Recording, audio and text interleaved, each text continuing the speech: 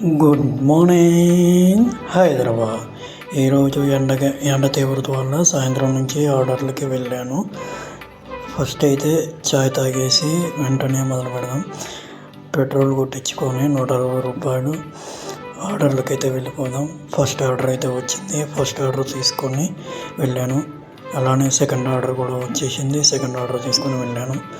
పిస్తా house నుంచి మరొక 2 ఆర్డర్లు అయితే వచ్చాయి. ఆ 2 ఆర్డర్లు కూడా డెలివర్ చేశాను.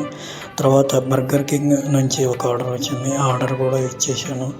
తర్వాత ఒక ఆర్డర్ అయితే వచ్చింది. ఆ ఒక ఆర్డర్ కూడా తీసుకొని ఇచ్చేసాను కస్టమర్కి.